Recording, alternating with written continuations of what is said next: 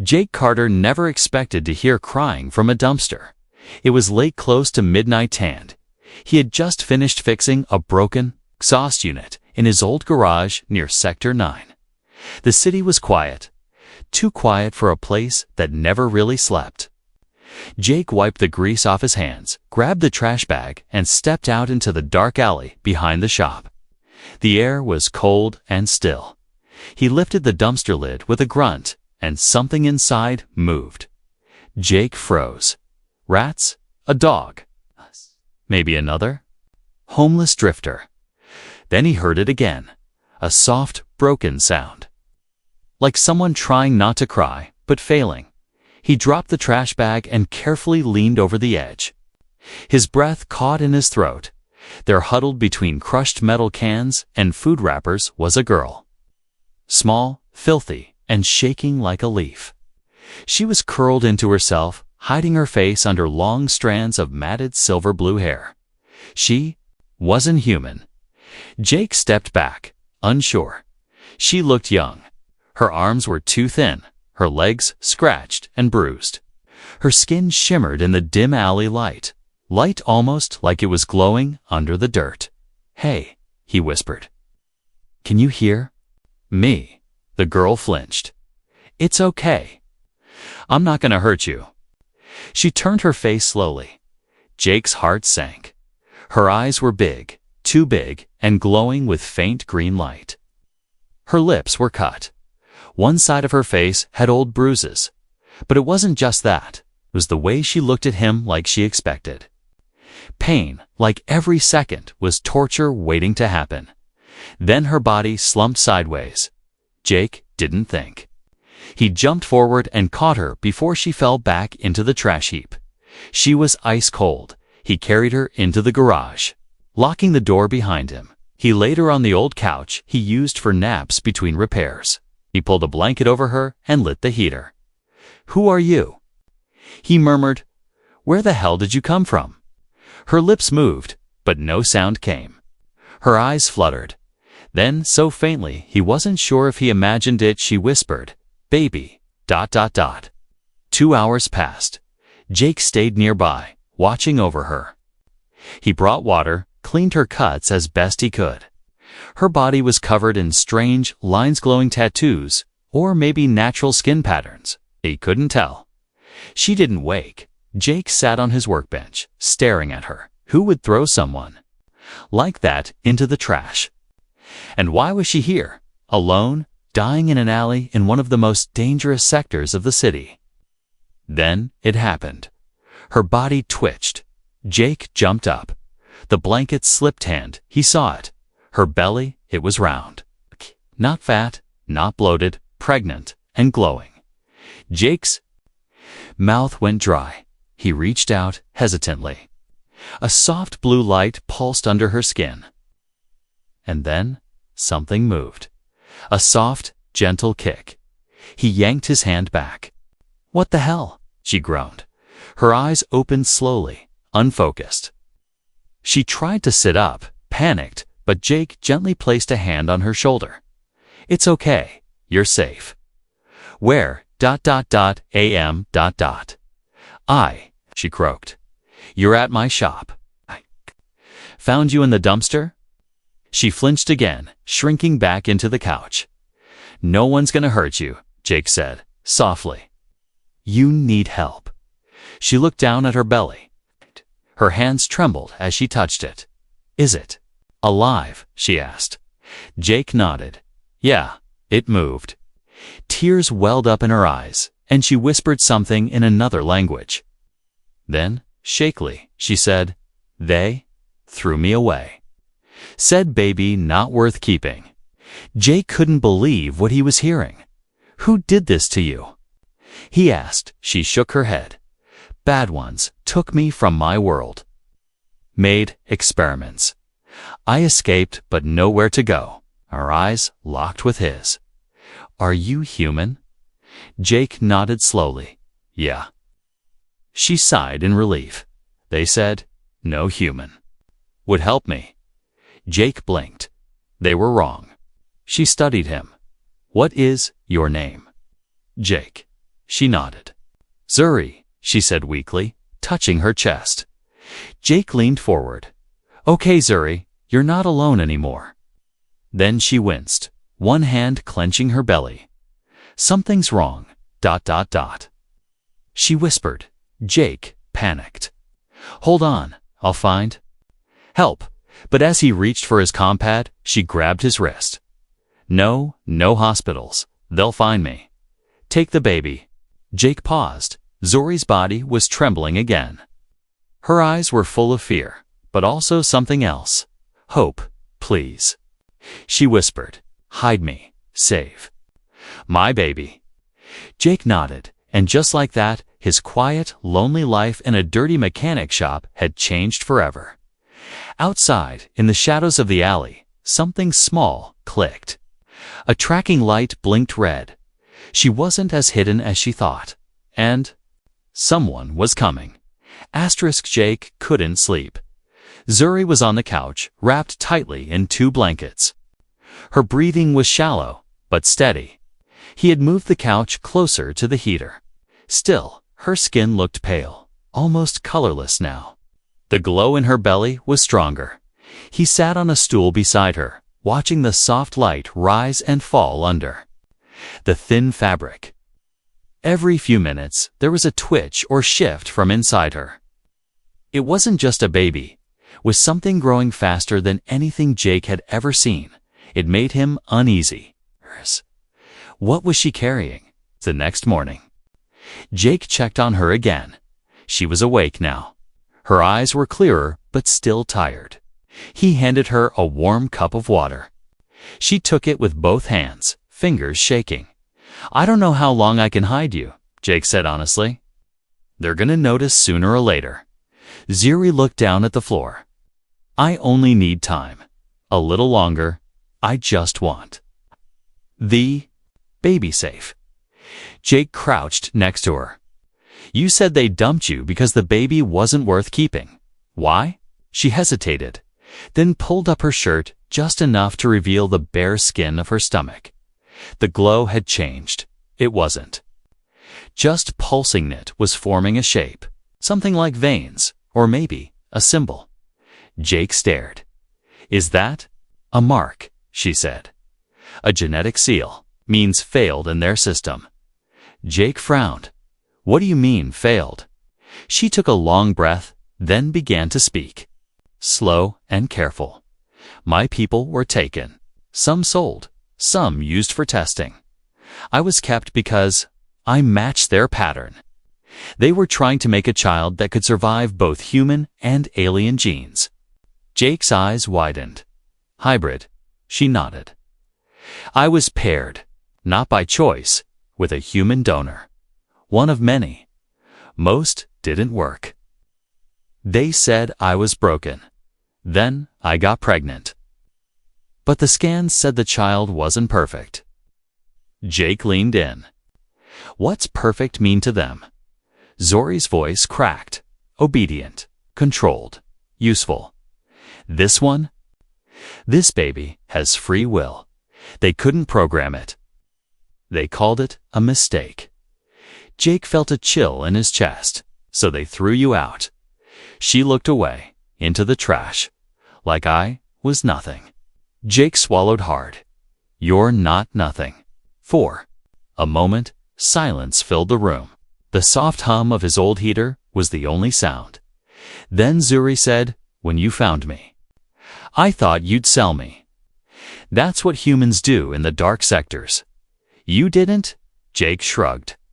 Maybe I'm just weird. She smiled weakly. Your kind? That's weirder. Later that day, Jake tried to make her something to eat. He had no alien food, so he warmed some protein soup. Zuri sipped it, struggling but grateful. Then she suddenly clutched her belly and gasped. Jake rushed over. What's wrong? Zuri's face twisted in pain. It's growing.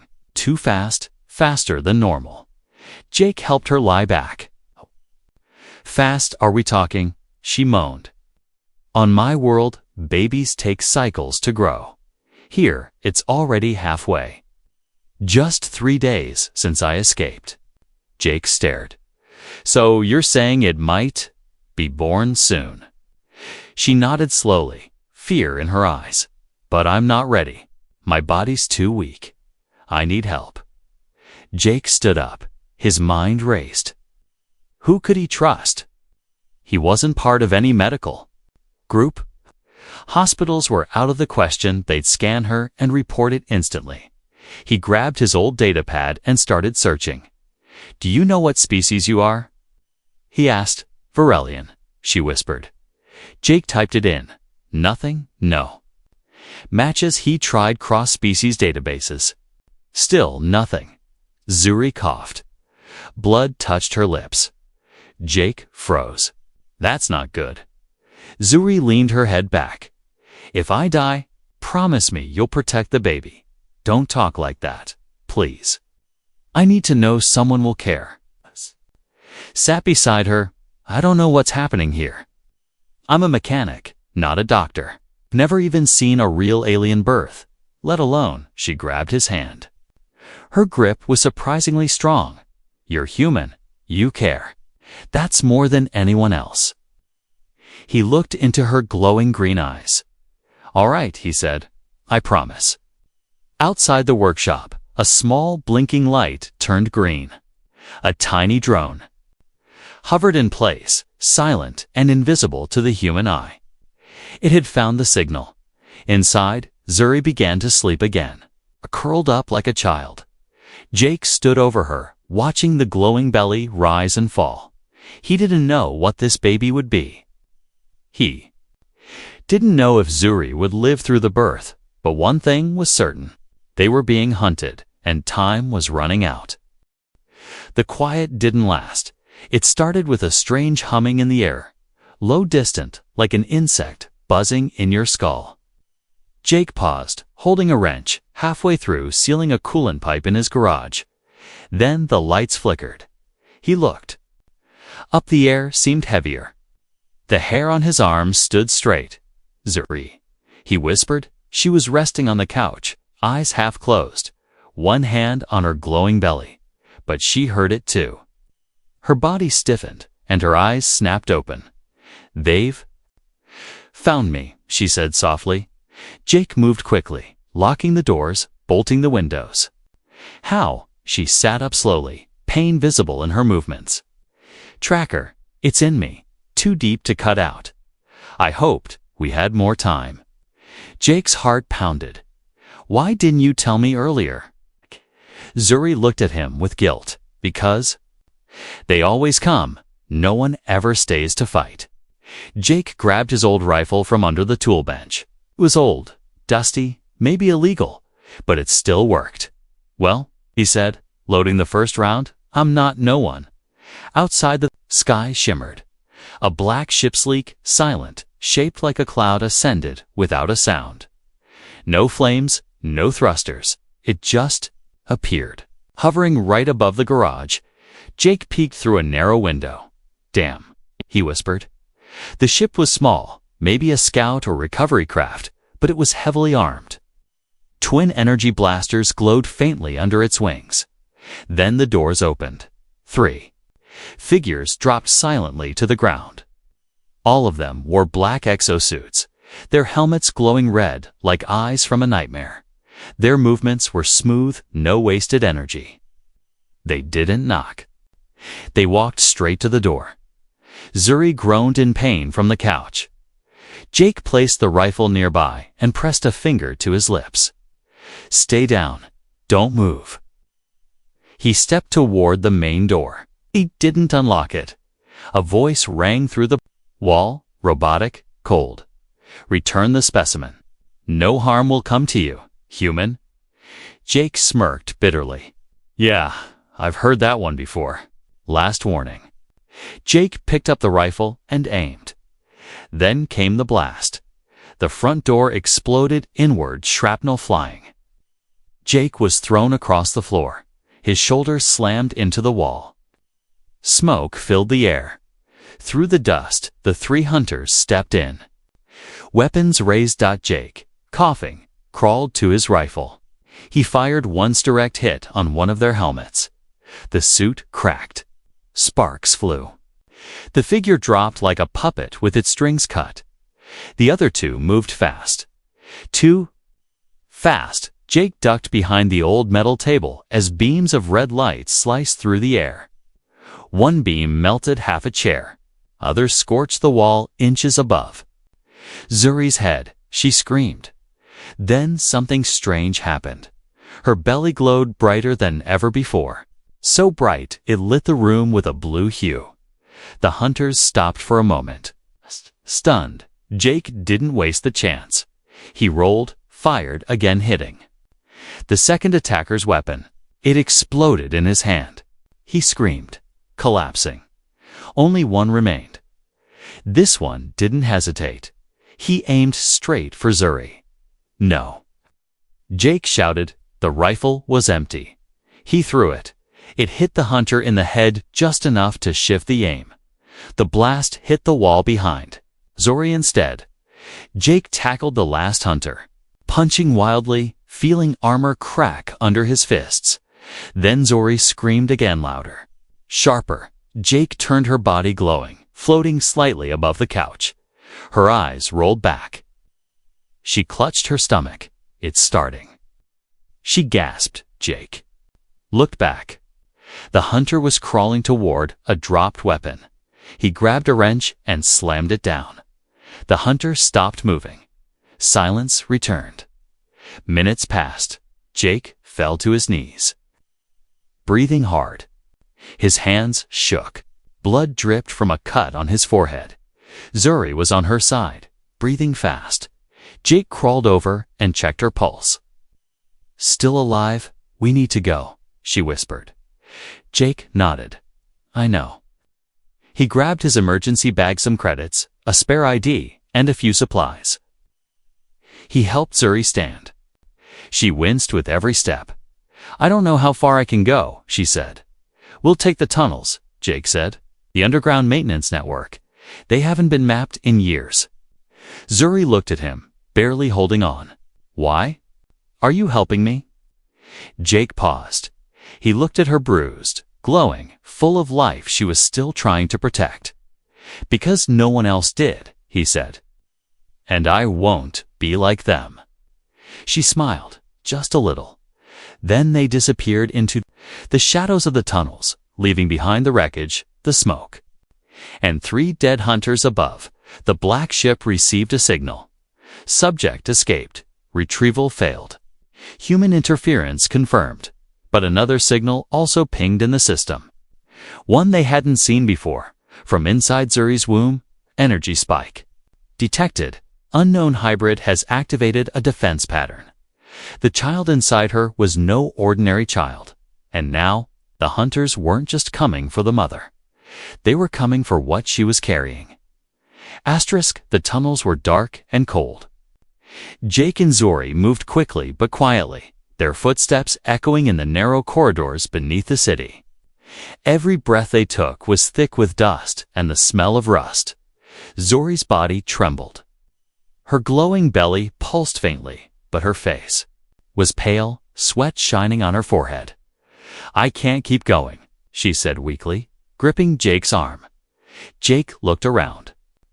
The underground network was a maze-old service passages, broken pipes, dripping water, flickering lights barely working. He had used these tunnels as a shortcut once or twice, but never like this. Never running for their lives. We're almost there, he said, trying to sound confident. There's a place on old maintenance shelter.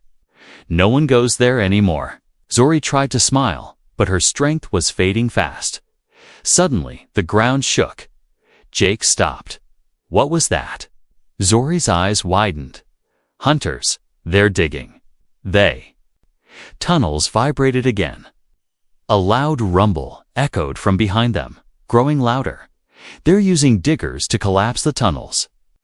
Jake shouted, Run! They sprinted forward, the sound of metal claws tearing through concrete right behind them. Rocks and dust rained down as the enemy tried to bury them alive. Zuri stumbled, pain flashing across her face. Hold on, Jake said, grabbing her hand tightly. They turned a corner and found a narrow ladder leading up. "Climb," Jake urged. With Jake pulling and pushing, they climbed out of the tunnel into an abandoned subway station. The air was fresher, but still heavy. Zori collapsed onto a bench. Jake looked at her worriedly. "Your body is weak. Your belly. It's growing too fast." She nodded. "The baby is too big for me now. I feel it stretching, breaking me." Jake wanted to help, but he knew he couldn't do it alone. "I need to find someone," he said. "Someone who can help with alien medicine." Zori looked at him. Fear and hope mixed in her eyes. "Who?" Jake hesitated. "There's a doctor. Not human, old friend. She owes me a favor." Zori swallowed hard. "Can we trust her?" "We have no choice." Jake contacted the alien doctor through a hidden channel. The reply was quick. "Meet at the edge of the city, abandoned hospital. Midnight. Come alone." Jake frowned. She wants to meet alone. What if it's a trap? Zori grabbed his arm. "I can't go," she said. "My body is too weak. You must." Jake nodded reluctantly. That night, Jake sneaked out alone. The city was dangerous after dark, especially near the abandoned hospital once, a place for the sick, now a ruin crawling with scavengers. As he approached the hospital's broken entrance, a figure stepped out of the shadows. Tall, thin, with pale skin and glowing eyes. The alien doctor. "Jake Carter," she said, voice calm but cold. "I heard you have a problem." Jake nodded. "Zori's pregnant. The baby is growing too fast. She's weak. We need help." The doctor smiled slightly. "That baby is special. A hybrid. It carries genes no one else has." Jake looked surprised. "You know about her?" She nodded. "More than you think. I was part of the research. But they discarded Zori when she failed their tests." But Jake's fists clenched. The doctor continued. "I can help her survive the birth. But it will be dangerous and expensive." Jake said, "Money's not the problem. I just want her and the baby to live." The doctor's eyes narrowed. "There's a catch. To help, I need access to the baby after birth. I want to study it." Jake stared at her. "No way," he said firmly. "Zori and that baby are family now, not experiments." The doctor shrugged. "Then don't come back." Jake took a deep breath. "We have no choice." Back in the subway station, Zori was alone and scared. She touched her glowing belly, whispering, "Please, be strong." Suddenly, a faint noise came from the tunnel entrance. Footsteps. Jake returned quickly. "We don't have much time," he said. "The hunters are still close." Zori stood shakily. "We need to move," Jake said. "Together." They disappeared back into the maze beneath the city. The chase was far from over. Jake didn't sleep. The old subway shelter was cold and damp. Zori lay on a worn cot, breathing shallow and tired. Her glowing belly was brighter now, pulsing with every heartbeat. Jake sat nearby, staring at the flickering lights above. He thought about the alien doctor's words, the hard choice coming fast. Just then, soft sound echoed from the tunnel. Jake jumped to his feet. A figure stepped into the light. Tall, lean, with pale skin that shimmered faintly under the dim bulbs. Her eyes glowed gold, sharp and knowing. She wore a long cloak, decorated with strange symbols. Her presence was calm but powerful. "I am Mela," she said quietly, "an alien midwife. I heard your call for help." Jake stepped forward slowly. "Can you save her? The baby?" Mala's gaze softened as she looked at Zori. "This child is rare. A hybrid unlike any I have seen.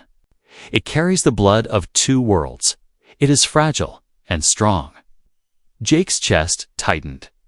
"What do you need from us?" Mela shook her head. Not what I need, what I require. Jake frowned. I don't understand. The midwife pulled a small device from her cloak. This, she said, will monitor the child during birth. It will protect both mother and baby. But you must promise me one thing. Jake's voice was steady. Anything. The child will be under my care after birth. I must study it. Its DNA, its power. You will allow me access. Jake's jaw clenched. No, the baby is our family, not an experiment. Mela's eyes narrowed. Then you risk losing both. Jake looked at Zuri.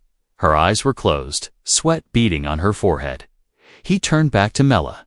Is there no other way? Mela sighed. There is, but it will cost you. Kai needs shelter, supplies, and protection. And I cannot promise what happens after the birth if you refuse my terms. Jake nodded slowly. We'll do it, whatever it takes. Mela smiled faintly. Good. Then prepare yourselves. The birth is near. Days pass. Zuri's pain grew. Jake watched helplessly as she curled in agony. The baby's rapid growth strained her body. One night, Zuri whispered, Jake, I'm scared. Jake took her hand. We'll get through this. Together. Suddenly, a loud explosion rocked the shelter.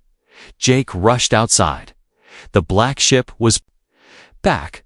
Hunters surrounded the entrance, weapons drawn. Jake grabbed a makeshift weapon, ready to fight. Mela stood beside him, calm. They want the child. We must hold them off.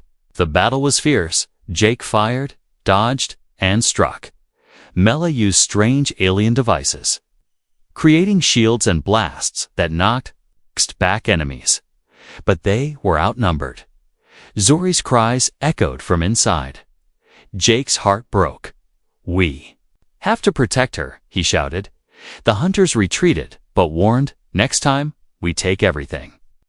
Jake looked at Mela. This is just the beginning. Inside, the birth began. Zuri screamed, sweat pouring. Mela guided her, chanting softly in an alien tongue. Jake held Zuri's hand, whispering words of strength. Hours passed. Finally, a small cry pierced the air. The baby was born. Mela examined the child. It's alive, strong, but the fight isn't over. Jake looked down at the glowing infant, eyes wide. Zuri smiled weakly. We did it. But outside, the hunters prepared. The war for the child had only just begun. The shelter shook with every distant explosion. Jake's ears rang, and the taste of dust filled his mouth. Outside, the hunters were closing in faster than ever. Inside, Zuri was in the final stages of labor. Her face was pale but determined. Sweat dripped from her brow as she clenched Jake's hand tightly. It's time, Mela said softly, her golden eyes glowing with focus. This moment will decide everything. Jake swallowed hard. The baby inside Zuri's glowing belly wasn't just a child, it was hope, a symbol of two worlds combined. But if they failed here, all hope would die. Suddenly, a loud crash came from the entrance. The shelter's old metal door buckled under heavy blows. They're breaking through. Jake shouted. Mela's voice was calm but firm. You must protect them at all costs. Jake grabbed his rifle and positioned himself by the door. His heart pounded as he waited. The door burst open. Aliens in black armor stormed inside. Weapons? Raised. Jake fired rapidly. Beams of red light cut through the air. He hit one attacker in the shoulder, sending him sprawling. Mela raised her hands, chanting in her alien language.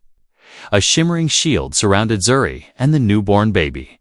The hunters fired, but their blasts bounced harmlessly off the barrier.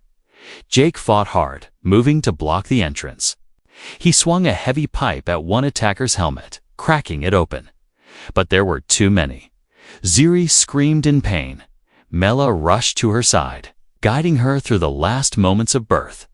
A soft cry echoed. The baby was born, tiny, glowing, and breathing. Jake felt tears prick his eyes. But the battle was far from over.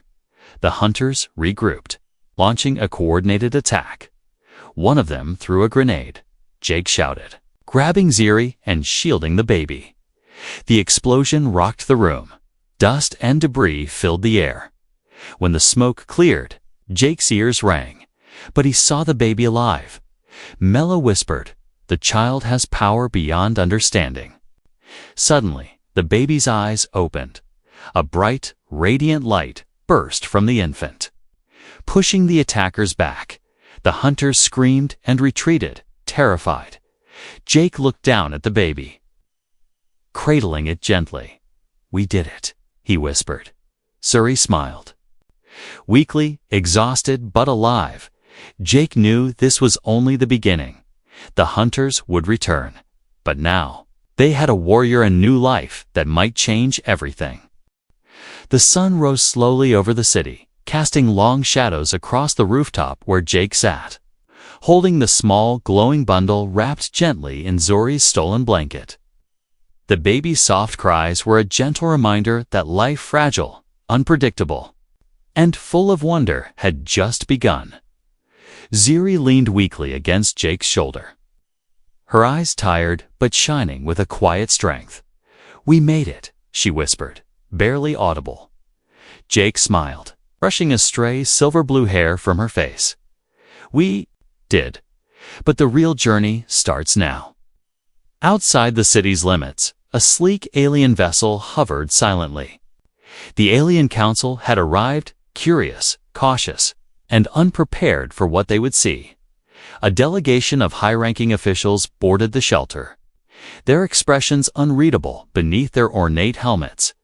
Jake stood tall, holding Zuri's hand. "We will not give up this child," Jake said firmly. "The baby is not a tool or weapon. It is family." The council leader stepped forward, voice calm but commanding.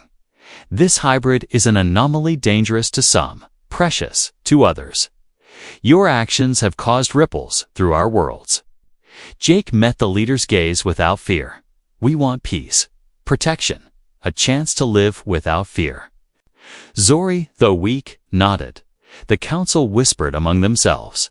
After a long pause, the leader spoke. "We offer sanctuary, a new identity for all three of you. A place far from those who hunt." Jake's heart raced. A new home. Yes. A chance to start over. Days later, aboard the council ship, Jake watched the stars streak past the window. Ziri cradled the baby, now named Hope. The child's glow pulsed softly, a beacon of promise. Jake turned to Ziri. "Do you think they'll ever stop hunting us?" She smiled faintly. "As long as we stand together, no one can break us." Jake took a deep breath, feeling the weight of what lay ahead. They were leaving behind everything they knew, worth, danger, and pain, but moving towards something new.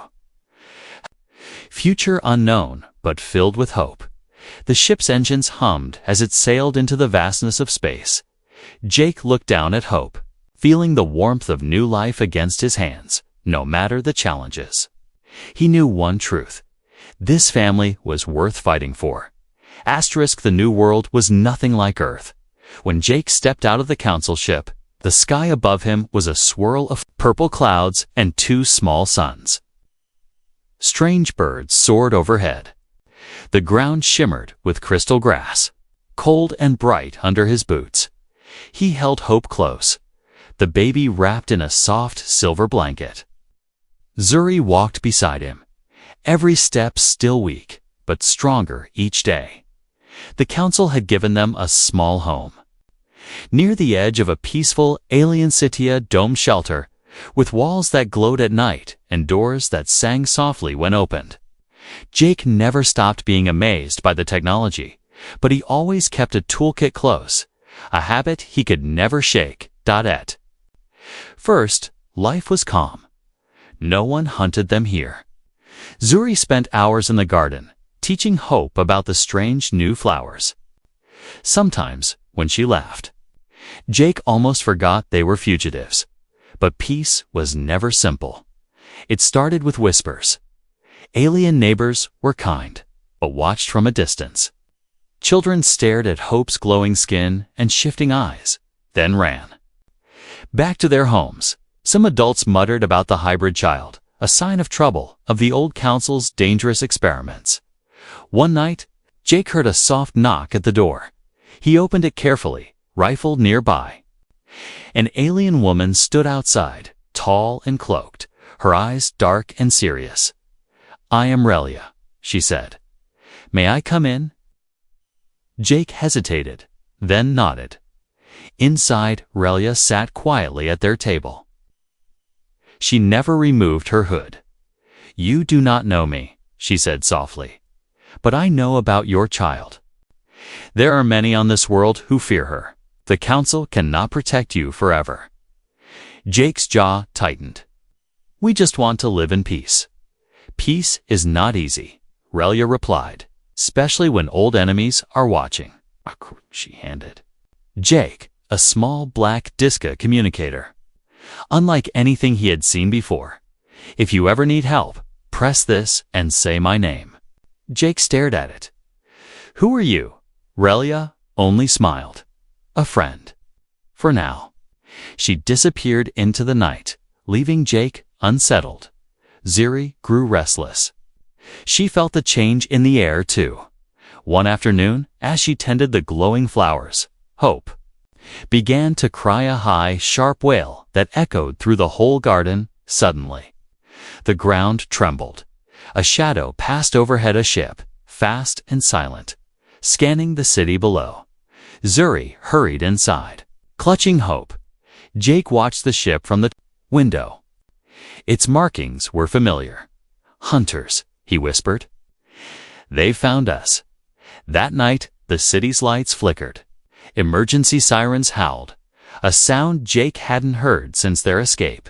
He gathered what little they had: a bag, food, spare clothes. Zuri moved quickly, eyes wide with fear, but ready to fight. Before they could leave, Hope reached for the communicator. Jake took it from her small hand, pressed the button, and whispered, "Relia." Within minutes, the mysterious woman appeared in the shadows of their door. "The hunters are here for the child," she said urgently. "They will not stop this time. Come with me." They fled through dark tunnels under the city, Relia leading them fast through secret paths only she knew. Behind them, the ground shook with explosions. Hope glowed brighter than ever, her small face calm as if she understood the danger. Finally, Relia stopped beside a great metal gate deep underground. "You must leave this world," she said. "It is not safe, not for you, not for Hope." Jake looked at Zuri. She nodded, tears in her eyes. "We have run enough," Zuri said softly, "but we will do anything for our child." Relia opened the gate. On the other side stood a small transport ship ready, engines humming. "Go," Relia urged. "I will cover your escape." Jake, Zuri, and Hope climbed aboard as the ship lifted off. Jake saw Ruya alone in the darkness, watching them go. He squeezed Zuri's hand. Hope reached for her parents, her glow filling the small cabin. Far below, the city burned, but ahead, a new world waited. No, dangerous, but theirs too shape. Jake knew their journey was far from over, but as long as they had each other, there was always hope. The transport ship sped through space, engines humming low and steady. Jake sat in the pilot's seat, staring out at a black sky filled with unfamiliar stars. His hands gripped the controls tighter than he needed to, but he couldn't help it. Every time he glanced back at Zuri and Hope, his heart tightened and filled with determination. Zuri sat behind him, Hope resting in her arms. The baby's soft glow lit up the small cabin, painting gentle blue shadows on the walls. Every now and then, Hope looked up, eyes shining with swirling colors. her tiny fingers reaching for things only she could see. Jake checked the ship's navigation. Relia had programmed coordinates for a safe world, but the screen only showed a swirling cloud of purple gas and a blinking question mark. Are we really safe? Jake asked quietly. Zuri shook her head, her voice soft. We are only safe for as long as they cannot find us. Jake exhaled slowly, trying to bury his worry. Suddenly, Hope began to cry, a sound that shimmered strangely, almost echoing through the metal hull. The ship's lights flickered. Instruments flashed warnings. Jake tapped at the controls. Something's wrong. Outside, the purple gas clouds grew closer, swirling and twisting. Lightning flashed within them, crackling with strange colors. The ship shook violently. Zuri held Hope tighter, rocking her gently. It's okay, little one, she whispered. But Hope only cried louder, her glow flaring with every sob. Jake struggled to keep the ship steady. He activated the autopilot, but it refused his commands. A sudden, sharp voice boomed from the speakers, cold and artificial. Unregistered vessel. You are entering forbidden space. Identify or be destroyed. Jake's heart skipped. He looked at Zuri. Should I answer? Before she could reply, Hope reached her glowing hand toward the speaker. A pulse of light shot out, and suddenly the controls responded. The warning voice fizzled out, replaced by silence. Jake stared at Hope, amazed. Zuri's eyes widened. She did that. But there was no time to think. The ship plunged into the purple clouds. Lightning crashed all around, but somehow none touched them. Hope's light grew stronger, pushing the danger away. The ship broke through to clear space. On the other side, they drifted for hours in the safety of a hidden nebula, exhaustion settling over them. Jake set the ship to autopilot and finally let himself rest. Zuri rocked Hope, humming softly. She's more powerful than I ever dreamed, she whispered. Jake nodded. But what does it mean?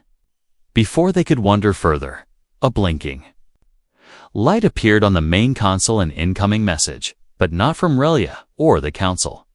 Jake hesitated, then pressed accept. A fuzzy image appeared, a human face, rough and familiar. Jake blinked in shock. It was an old friend from his mechanic days, Lila. She looked older, tired, but alive. Jake, is that you? Jake's heart leaped. Lila? How? No time, she said. I've been tracking news of you.